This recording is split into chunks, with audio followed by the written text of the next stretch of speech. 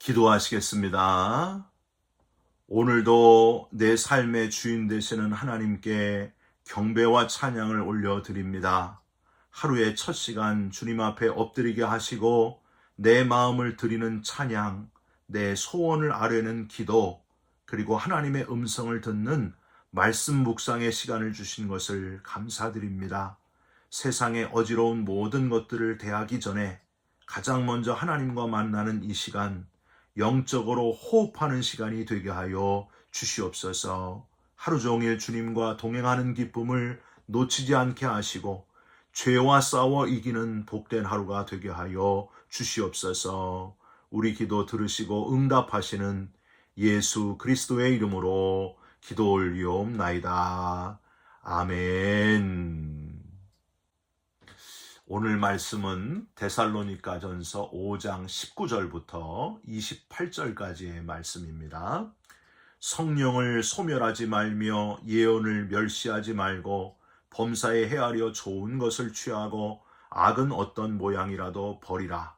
평강의 하나님이 친히 너희를 온전히 거룩하게 하시고 또 너희의 온 영과 혼과 몸이 우리 주 예수 그리스도께서 강림하실 때에 흠없게 보존되기를 원하노라. 너희를 부르시는 이는 미쁘시니 그가 또한 이루시리라. 형제들아, 우리를 위하여 기도하라. 거룩하게 입맞춤으로 모든 형제에게 문안하라. 내가 주를 힘입어 너희를 명하노니 모든 형제에게 이 편지를 읽어주라. 우리 주 예수 그리스도의 은혜가 너희에게 있을지어다. 아멘. 오늘은 데살로니가전서 맨 마지막 부분 5장 19절부터 28절의 말씀으로 마지막으로 축원드립니다. 마지막으로 축원드립니다. 라는 제목의 말씀을 함께 나누고 기도하는 시간을 갖겠습니다.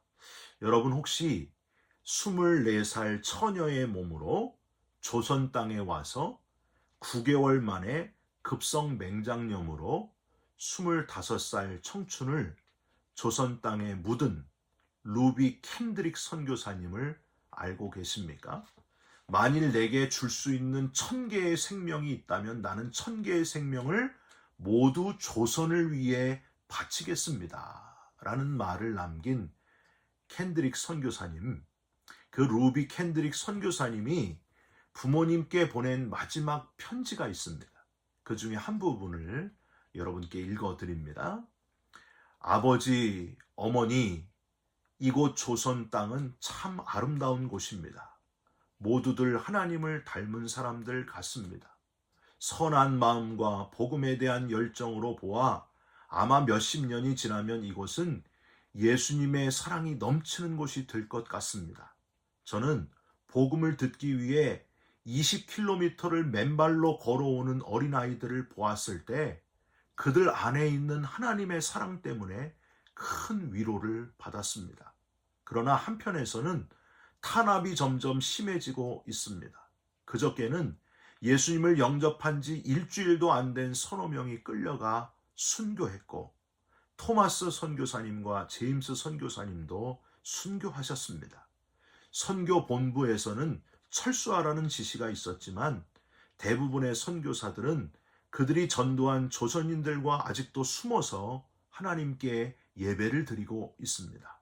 그들은 모두가 순교를 할 작정인가 봅니다. 오늘 밤은 유난히도 고향으로 돌아가고 싶습니다. 외국인을 죽이고 기독교를 증오한다는 소문 때문에 부두에서 저를 끝까지 말리셨던 어머니의 얼굴이 자꾸 제 눈앞에 어른거립니다. 아버지, 어머니, 어쩌면 이 편지가 마지막일 수도 있습니다. 제가 이곳에 오기 전 뒤뜰에 심었던 한 알의 씨앗이 이제 내년이면 온 동네가 꽃으로 가득하겠죠. 그리고 또 다른 씨앗을 만들어 조선 땅에 많은 꽃들이 피고 그들도 여러 나라에서 씨앗이 될 것입니다. 저는 이 땅에 저의 심장을 묻겠습니다. 바로 이것은 제가 조선을 향해 가지는 열정이 아니라 하나님께서 조선을 향해 가지신 열정이라는 것을 알게 되었습니다. 아버지, 어머니, 사랑합니다. 오늘 본문은 바울이 데살로니가 교인들에게 전하는 편지의 마지막 부분입니다. 사도 바울이 축도를 하면서 마지막 편지 부분을 마무리하고 있습니다. 데살로니가전서 앞부분에서 심한 핍박 가운데서도 믿음을 잘 지키고 데살로니가 교회 모든 성도들이 뜨거운 형제애로 뭉쳐 있다, 사랑의 공동체를 이루고 있다 하는 소식을 듣고 바울은 너무나 기뻤습니다. 아울러 데살로니가 교회 내에 주의 재림과 죽은 자의 부활 문제 때문에 약간의 혼란과 오해가 있다는 것을 듣고 확실한 교훈과 훈계를 주었던 바울, 이제 데살로니가 전서를 마무리하면서 사랑의 마음을 담아 진심으로 성부, 성자, 성령의 이름으로 축도하면서 마지막 편지를 마무리하고 있습니다. 그런데 여러분, 오늘 본문을 읽으시면서 성부, 성자, 성령이란 단어를 발견하셨습니까? 생명의 삶 교재는 오늘 묵상할 부분이 23절부터라고 했는데 19절부터 읽은 이유가 있습니다. 바울이 표현한 성부, 성자, 성령이란 표현을 19절부터 봐야 다 볼 수가 있기 때문입니다. 특이한 것은 성령이 먼저 나와요. 보통은 성부 하나님이나 성자 예수 그리스도가 먼저 나오는데 바울은 성령을 먼저 언급합니다. 19절을 한번 보시죠. 성령을 소멸하지 말며, 이 소멸이라고 하는 단어가 헬라어로 스베누테라고 발음을 하는데요. 불을 끈다, 이게 소멸이에요. 잘 알죠? 신학자들은 이 단어로 성령을 표현하는 것은 참 잘했다 하고 칭찬을 합니다. 성경에서 성령의 역사를 뜨거운 불에 비유하는 경우가 많기 때문입니다. 사도행전 2장 3절, 마태복음 3장 11절, 디모데후서 1장 6절에 보면은요, 이 성령이 불로 표현된 것을 우리는 보게 됩니다. 그런데 꺼지지 않게 하라라는 표현은 결국 뭘까요? 활활 타오르게 하라. 반대로 생각하면은 성령께서 늘 역사하시도록 활활 타오르도록 하라. 그 표현이 되는 거예요. 바울은 데살로니가 교회의 성도들이 계속해서 그 열정이 타오르도록, 성령의 역사가 계속 일어나도록 열정을 잃어버리지 말라, 지금 그 표현을 하고 있는 거예요. 살아있는 교회, 열정적으로 성령의 역사가 나타나는 교회가 되기를 소망했던 사도 바울. 사랑하는 성도 여러분, 저와 여러분의 교회도 성령의 역사로 열정이 살아나고 타오르는 교회가, 그 열정을 놓치지 않는 교회가 되시기를 진심으로 축원드립니다. 성령에 대해서 우리가 조심할 것들이 있죠. 뜨겁게 성령의 역사를 체험하고 그 열정을 놓치지 않는 것은 좋은데 하나님의 말씀보다는 앞서지 말아야 된다는 거예요.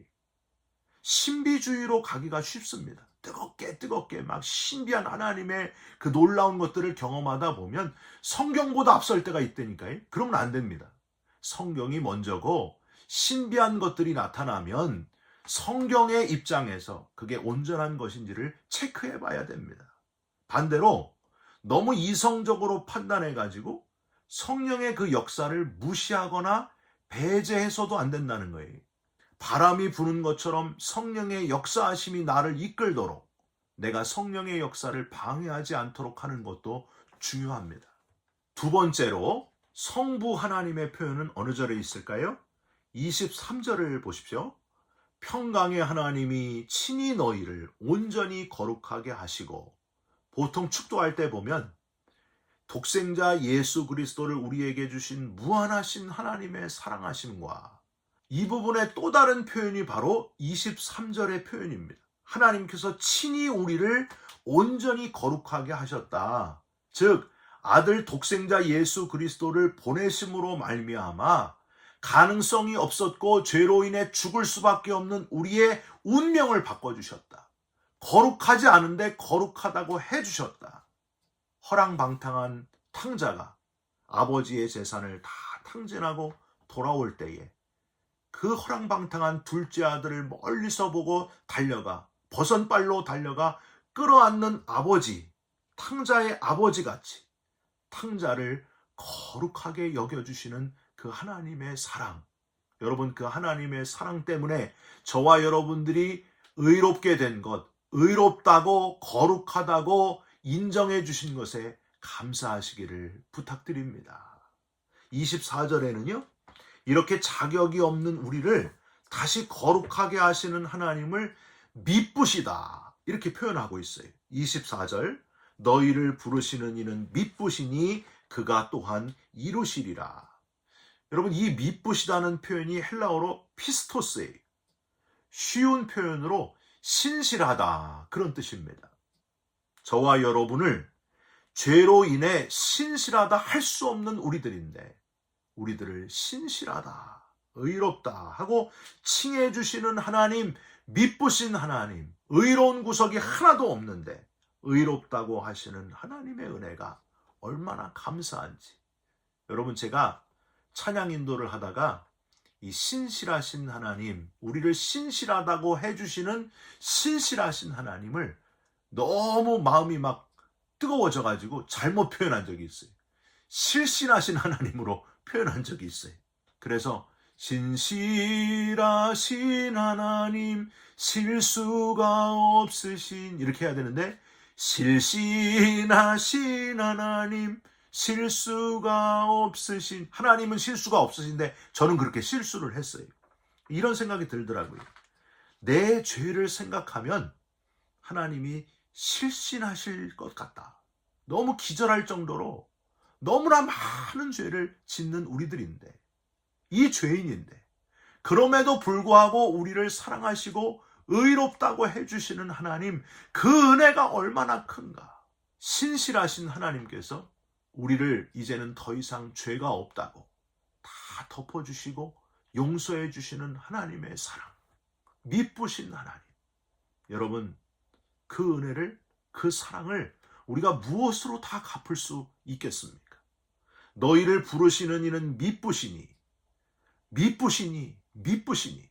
오늘도 미쁘신 하나님, 나를 신실하다고 거룩하다고 해주신, 구원의 길을 열어주신 성부 하나님께 감사하면서, 감격하면서 은혜 가운데 살아가시기를 주님의 이름으로 부탁드립니다. 마지막으로 오직 예수, 성자 하나님, 예수 그리스도, 어디 나올까요?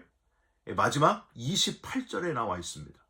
우리 주 예수 그리스도의 은혜가 너희에게 있을지어다. 이 표현은 신학자 글로그라고 하는 학자에 의하면 바울의 친필 서명의 성격을 띠는 문장이다, 이렇게 해석이 됩니다. 즉, 이 문장은 맨 마지막에 나 바울이 진짜 썼습니다, 그런 표현이라는 거예요. 여러분, 사인 잘못하면 어떻게 돼요? 내 모든 소유들이 하루아침에 휴지 조각이 되는 거예요. 제가 미국에 와서 배운 것 중에 하나가 함부로 사인하지 말라. 사인이 중요하다는 것. 별거 아닌 것 같은데 내가 하는 사인에는 내 모든 것이 달려있다, 그런 의미이기도 합니다. 중요하게 깨닫게 되는 것은 바울은 주님의 은혜, 그리스도의 은혜를 그의 사인 친필 서명처럼 표현했다는 거예요. 얼마나 그리스도의 은혜가 크고 감사했는지. 자기 서명을 써야 되는데 거기 마지막에 그리스도의 은혜였습니다, 주님의 은혜였습니다, 이렇게 사인했다는 거예요. 그리스도의 은혜가 자기 삶의 전부였다고 지금 표현하고 있는 겁니다. 고린도전서 15장 10절에 보면, 그러나 내가 나 된 것은 하나님의 은혜로 된 것이니 내게 주신 그의 은혜가 헛되지 아니하여 내가 모든 사도보다 더 많이 수고하였으나 내가 한 것이 아니요 오직 나와 함께 하신 하나님의 은혜로라, 라고 표현했습니다. 빌립보서 3장 8절에도 예수 그리스도 외에는 다 배설물로 여긴다. 주님의 은혜, 예수 그리스도의 은혜가 가장 큽니다, 이렇게 표현했습니다. 저도 혹시 유명한 목사님이 되면은요, 마지막에 그렇게 한번 써보고 싶어요. 주님의 은혜입니다. 제 이름 쓰지 않고 그리스도의 은혜입니다. 얼마나 멋있겠어요. 하나님이 그렇게 해주셨으면 좋겠는데 그건 잘 모르겠고요. 사랑하는 성도 여러분, 우리 주님께서 십자가에서 저와 여러분을 대신해서 못 박혀 죽어주신 그 놀라운 은혜, 그 이상의 것이 뭐가 있겠습니까? 오늘도 갚을 수 없는 너무 큰 은혜를 받은 자로서 감사하면서 감격하면서 하나님을 찬양하면서 살아가시기를 주님의 이름으로 축원드립니다. 우리가 서로 헤어질 때마다 그렇게 인사했으면 좋겠어요. 성부, 성자, 성령의 이름으로 서로 축복하며 헤어졌으면 좋겠습니다.